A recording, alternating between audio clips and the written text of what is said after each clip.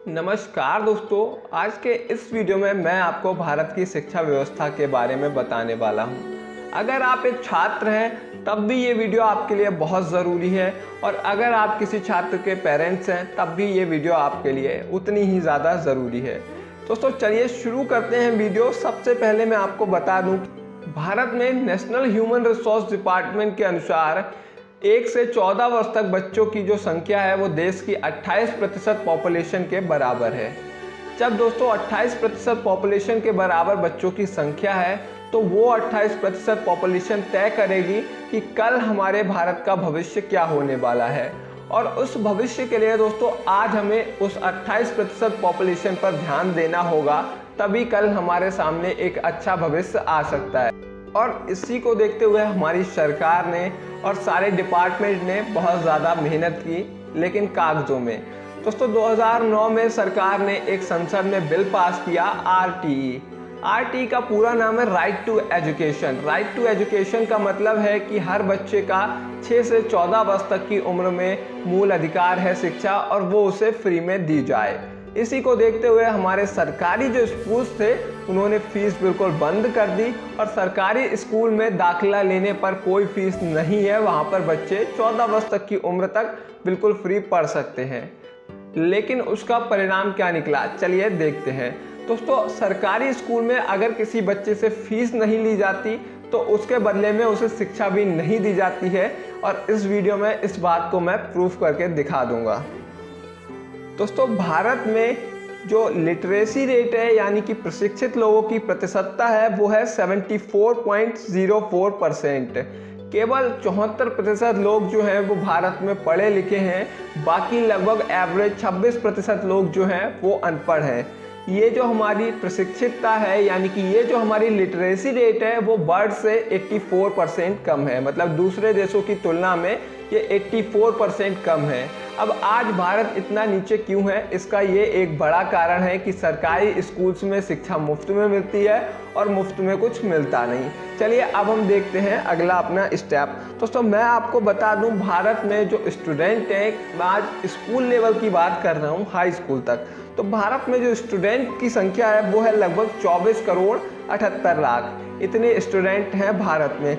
इसमें से दोस्तों 52% स्टूडेंट जो हैं वो गवर्नमेंट स्कूल में पढ़ते हैं। लगभग 11% स्टूडेंट ऐसे स्कूलों में पढ़ते हैं जो सरकारी नहीं अर्ध सरकारी हैं, मतलब जो किसी तरीके से सरकार से ऐड हैं। और 33% स्टूडेंट ऐसे स्कूलों में पढ़ते हैं जो प्राइवेट हैं बिल्कुल, जिनमें कोई भी सरकार का हाथ नहीं है। बाकी कुछ परसेंट जो है वो अदर स्कूल्स में पढ़ते हैं, जिसमें हमारे रिलीजियस के स्कूल्स भी आ जाते हैं। चलिए अब मैं आपको बताता हूं कि भारत में सबसे ज़्यादा लिटरेसी रेट वाला राज्य जो है वो है केरला। केरला में लिटरेसी रेट की बात करें तो वो है 93.91%। ऐसा क्यों है, चलिए अब मैं आपको बताता हूं। दोस्तों केरला में जो गवर्नमेंट के स्कूल हैं वो केवल 30% हैं, और बाकी स्कूल जो हैं वो प्राइवेट हैं या फिर एडेड हैं गवर्नमेंट से या फिर अदर हैं। तो 70% स्कूल्स इसमें अदर हैं, बाकी 30% गवर्नमेंट के हैं। 70% में सबसे ज़्यादा स्कूल यहाँ पर प्राइवेट वाले ही हैं। दोस्तों अब मैं आपको बता दूँ, केरला बहुत छोटा सा राज्य है, बहुत ज़्यादा बड़ा नहीं बिहार और उत्तर प्रदेश की तरह, लेकिन वहाँ पर प्रशिक्षित लोगों की संख्या इतनी है और एक वाकई बहुत अच्छा प्रदेश हम उसको कह सकते हैं। इसका यही कारण है कि वहाँ पर जो गवर्नमेंट स्कूल्स हैं वो बहुत कम हैं, और जो हैं वो देखिए चारों ओर प्राइवेट स्कूल से घिरे हुए हैं। देखिए माहौल की बात एक ऐसी होती है, अगर आप सफल व्यक्तियों में रहते हैं तो वाकई आप एक दिन सफल हो जाएंगे, ऐसा कहते हैं। दोस्तों जब गवर्नमेंट स्कूल में कोई बच्चा पढ़ता है और वो बच्चा ऐसे राज्य का हो जहाँ पर लिटरेसी रेट 93.91% हो, तो फिर आप समझ सकते हैं कि वहाँ के गवर्नमेंट स्कूल्स पर भी प्रेशर रहता है पढ़ाई का, और उनके लिए पढ़ाई कराना एक मजबूरी बन जाती है। लेकिन अगर हम बिहार की बात करें दोस्तों, तो बिहार में आपको जानकर हैरानी होगी कि 83% स्कूल्स जो हैं वो गवर्नमेंट के हैं। ये एक बड़ा कारण है कि बिहार के अंदर प्रतिशतता जो है प्रशिक्षित लोगों की वो 63% है, और इसका एक यही कारण जो है वो बहुत ज़्यादा इम्पोर्टेंस रखता है अब दोस्तों सरकार को इस पर ध्यान देना चाहिए कि 83% गवर्नमेंट स्कूल हैं और उसमें लोग पढ़ भी रहे हैं, फिर लिटरेसी रेट जो है वो 63% क्यों है? क्यों सरकार इस पर ध्यान नहीं दे रही? ये एक सवाल यहाँ से उठता है। अब आप यहाँ पर देख सकते हैं कि 83% अगर गवर्नमेंट स्कूल हैं यहाँ पर, तो सिंपल बात है कि पूरे बिहार के सबसे ज़्यादा बच्चे भी गवर्नमेंट स्कूल्स में पढ़ते होंगे। क्या गवर्नमेंट स्कूल में पढ़ने वाले बच्चे सफल हो रहे हैं? नहीं, ये यहाँ से सवाल उठता है। दोस्तों ये तो हो गई डेटा की बात। अब हम करते हैं ग्राउंड लेवल की बात। दोस्तों अगर हम अपने देश में प्रशिक्षित बच्चों को देखना चाहते हैं या फिर 28% पॉपुलेशन को प्रशिक्षित करना चाहते हैं, तो उसके लिए 3 चीज़ों की बहुत आवश्यकता है। उसके लिए अच्छे स्कूल्स, अच्छी फैकल्टी और फैसिलिटीज़ की बहुत ज़्यादा आवश्यकता है। और स्कूल्स की बात हम ऑलरेडी कर चुके हैं कि भारत में स्कूल्स का जो हाल है वो क्या है। गवर्नमेंट स्कूल्स का हाल इतना बुरा है जिसका कारण है कि भारत में जो लिटरेसी रेट है वो 74% है। दोस्तों सेकंड है यहाँ पर फैकल्टी का दोस्तों बहुत ज़्यादा प्रभाव पड़ता है। अगर अच्छी फैकल्टी हमारे पास नहीं है तब भी हम अपने बच्चों को अच्छी तरीके से नहीं शिक्षित कर सकते।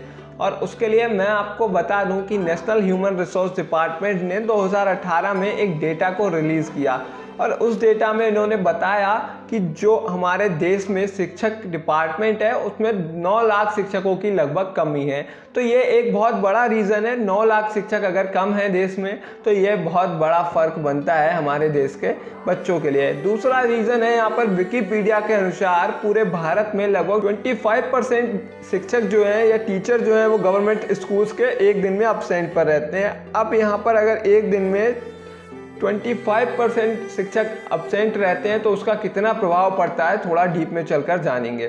दोस्तों मैं आपको बता दूं, अगर किसी स्कूल में 100 बच्चे पढ़ते हैं और 4 वहाँ पर टीचर हैं, तो अगर एक क्लास में 25 बच्चे पढ़ते हैं, एक टीचर के अंडर में 25 बच्चे पढ़ते हैं, तो अगर एक टीचर नहीं आएगा 4 में से तो फिर वो 25 बच्चे या तो वो 25 बच्चे खाली रहेंगे या फिर हमें उनके साथ जो 75 बच्चे हैं उन्हें एडजस्ट करना पड़ेगा। अगर हम एडजस्ट करते हैं वहाँ पर तो देखिए एक क्लास का सीटिंग शेड्यूल जो है वो भी बिगड़ेगा, उनके सब्जेक्ट्स का भी देखिए इंटरफेयर होगा कि वो बच्चे पता नहीं क्या पढ़ रहे हैं और इनका सब्जेक्ट पता नहीं क्या है। और उसके बाद सबसे बड़ा होगा यहाँ पर केस कि वो जो सब बच्चे हैं वो अनकम्फर्ट महसूस करेंगे और डिस्टर्बेंस एक क्रिएट होगा। तो उससे क्या होगा कि अगर एक टीचर नहीं आया 4 में से तो 100 के 100 बच्चे इम्पैक्ट हुए। अब 25% अगर शिक्षक यहाँ पर फैकल्टी जो है वो एब्सेंट रह रही है तो ये एक बड़ा रीज़न है। उसके बाद हम बात करें तो यहाँ पर भारत में जो है वो गवर्नमेंट टीचर की जो जॉब है वो बहुत ज़्यादा ही मुश्किल है।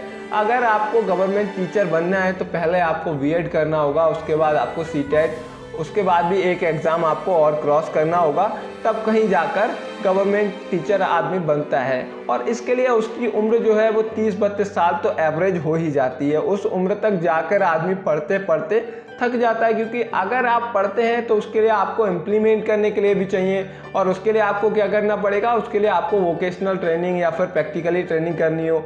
लेकिन टीचिंग की जो जॉब है उसमें आपको पढ़ना ही पढ़ना है और उसके बाद आपको पेपर देना है और उसको क्रॉस करके तब आप टीचर बनेंगे। तो टीचर बनने की जो जॉब है भारत में वो भी एक बहुत ज़्यादा कठिन जॉब है। जब कोई व्यक्ति 30-32 साल की उम्र में टीचर बनता है तो वो इतनी मेहनत कर चुका होता है, ऑलरेडी वो थक चुका होता है और फिर वो पढ़ाने का काम भी नहीं करता। इसीलिए सरकारी स्कूल जो हैं वो आज के समय में इतने ज़्यादा कारगर साबित नहीं हो रहे हैं और प्राइवेट स्कूल्स में बच्चे अच्छी तरीके से शिक्षा ले पा रहे हैं। दोस्तों तीसरा है हमारा यहाँ पर फैसिलिटीज़, कि हमारे पास बच्चों के लिए देने के लिए फैसिलिटीज़ क्या क्या हैं। जो प्राइवेट स्कूल्स हैं और जो प्राइवेट में भी बहुत हायर स्कूल्स हैं उनमें देखिए आपको बहुत अच्छी फैसिलिटीज़ मिल जाएंगी और वहाँ पर जो बच्चे हैं काफ़ी हद तक हमारे अच्छी तरीके से पढ़ भी जाते हैं। उसमें क्या क्या चीज़ें हैं, उसमें स्पोर्ट मिल जाएंगे बच्चों को, स्विमिंग, डांसिंग और भी बहुत तरीके के वहाँ पर फैसिलिटीज़ बच्चों को मिलते हैं। लेकिन हमारे समाज में, जिस समाज में गवर्नमेंट स्कूल के बच्चे रह रहे हैं, वहाँ पर इन चीज़ों को तो कुछ मानते ही नहीं। इन स्पोर्ट, डांस या फिर ऐसे किसी टैलेंट को यहाँ पर टैलेंट नहीं माना जाता, इसको बस समय बर्बादी कहा जाता है। उनका कहना रहता है कि बच्चे जो है वो किताब खोलकर रट्टू तोते की तरह पढ़ते रहें और इसी का एक कारण है कि भारत जो है वो दिन प्रतिदिन पिछड़ रहा है। अगर बच्चे खेलेंगे नहीं तो बच्चे, सिंपल बात है कि वो डिप्रेशन में जाएंगे। तो बच्चों के लिए देखिए खेलना भी बहुत ज़रूरी है और स्पोर्ट जो है उसमें भी एक बहुत अच्छा करियर हमें मिल सकता है। तो ये आज के पेरेंट्स को भी समझना होगा और स्कूल्स को इसके लिए फैसिलिटीज़ बढ़ानी होंगी। दूसरा है यहाँ पर कंप्यूटर की शिक्षा हमारे स्कूल्स में बहुत कम दी जा रही है। बहुत कम स्कूल्स के पास कंप्यूटर, टैबलेट या लैपटॉप जैसी सुविधाएं अवेलेबल हैं जो बच्चों को कम उम्र में ही सिखाई जा सके। अमेरिका के अंदर जब 3rd स्टैंडर्ड को कोई बच्चा क्रॉस करता है तभी उसको जो है कंप्यूटर और लैपटॉप पर जो है शिक्षा दी जानी शुरू कर दी जाती है। उसके असाइनमेंट से लेकर सारा काम लगभग वो अपने लैपटॉप कंप्यूटर पर करने लगता है। इसी का एक कारण है कि वहाँ पर जो है बिल गेट्स जैसा टैलेंट मिलता है और भारत के पास नहीं है। यही एक कारण है कि भारत के पास YouTube, Facebook, Twitter, WhatsApp, Instagram ऐसा कोई प्लेटफॉर्म नहीं है और डिजिटल क्षेत्र में जो है वो भारत बहुत ज़्यादा आगे नहीं है। अगर हमारे पास कुछ हमारे अपने ऐप हैं, वो क्या हैं, वो पेटीएम, जोमेटो वगैरह हैं, लेकिन वो हमारे नेशनल ऐप हैं, इंटरनेशनल लेवल पर नहीं है, जैसे कि फेसबुक, ट्विटर या फिर व्हाट्सएप। लेकिन अगर आपको ये सब करना है, अगर आप भी अपने बच्चों को दिन प्रतिदिन बढ़ता देखना चाहते हैं तो दोस्तों सरकार को ये जो फैसिलिटीज़ हैं वो स्कूल्स में, सरकारी स्कूल्स में अवेलेबल करानी होंगी और जो सरकारी स्कूल हैं उन पर बहुत ज़्यादा ध्यान देना होगा, क्योंकि 52% बच्चे जो हैं वो सरकारी स्कूल में पढ़ रहे हैं। प्राइवेट स्कूल्स वाले लगभग बच्चे काफ़ी हद तक पढ़ जाते हैं, लेकिन जो सरकारी स्कूल के बच्चे हैं उनका भविष्य वाकई बहुत ज़्यादा अंधकार में है। तो अब आपको देखना है कि वीडियो आपको सही लगी हो तो लाइक ज़रूर कीजिएगा और सब्सक्राइब का जो बटन है उसको दबाइए, साथ ही बेल को भी ज़रूर दबाइए।